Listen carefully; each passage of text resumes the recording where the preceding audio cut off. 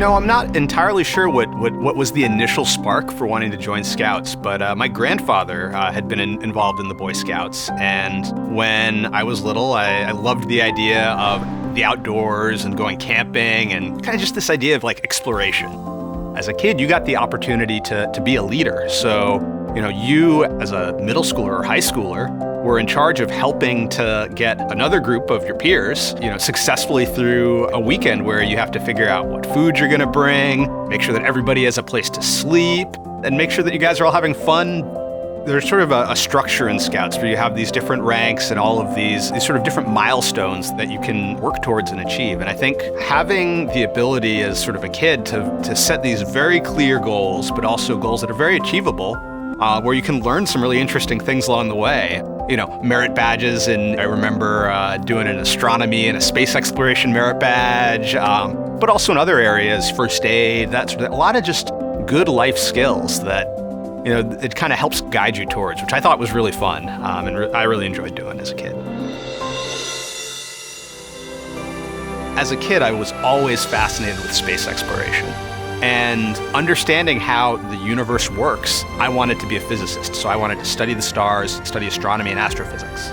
So what is astrophysics? To me, it really means using the laws and rules of physics to try to understand and explain how the universe works around you. So what I was working on for my PhD thesis was trying to build a new radio telescope that could help shed some light on the first few 100 million years of the universe's history, before the first stars and galaxies formed, so we could understand how that process happened. So this is kind of, they call it the dark ages of the universe. I jumped on with a group at MIT that was working on this, and I loved working with radio telescopes and radio instrumentation. And we were actually working on building a new radio telescope out in the middle of the desert in Western Australia. The idea to kind of go out into the field, work on building a new instrument to open up a new window on the universe just seemed really exciting to me. Even though a radio telescope, it may be a bunch of dishes, or in the case of the experiment I worked on, a bunch of just wire antennas laid out over the ground, you can actually use math to turn those signals into an image and a picture of the sky, which is absolutely fascinating. After graduating from college, I decided I wanted to do something to really give back very directly to my community, and there was a volunteer fire department down the street. I worked as a volunteer firefighter and EMT for a little bit. I was finding a ton of satisfaction in this volunteer work that I was doing, where through medicine, I was being able to really give back and help people on their worst day. So I made a little bit of change in my career after graduate school, and I jumped into the medical physics career. I said, maybe this is something where I can take my love and my passion for physics and use it to help people. It was great because it had a ton of parallels to the work I'd done in astronomy. The math, for instance, that you use to create an image from an MRI scanner is the exact same math that's used to create an image with a radio telescope. I had enough tools in my physics toolbox that even though I was using them on the human body and radiation and the interaction of radiation and cancer cells, like on the very small scale, my education and experience with the very large scale of the universe applied really directly.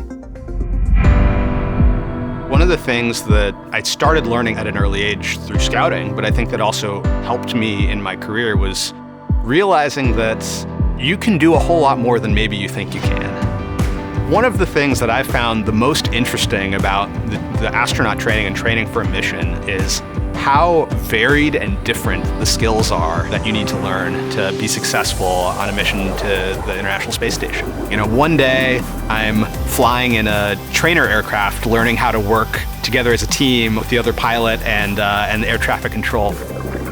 The next day I'm underwater in a spacesuit, turning bolts on a mock-up of the International Space Station. So every day is different. I think that having something where you are exposed to a lot of different things in a lot of different disciplines, and you kind of prove to yourself that you can do it, I think that helps a lot in approaching a job like this, where you really have to execute at a high level in a whole bunch of different areas. It gives you the confidence to really feel like you can try and you can achieve it. I think the thing I'm most looking forward to is to be able to put all this training that I've done into practice and to do the job that I've been training for and looking forward to, ever since I was a little kid. And I think the view will not be so bad either. I'm Chris Williams, and I'm a NASA astronaut.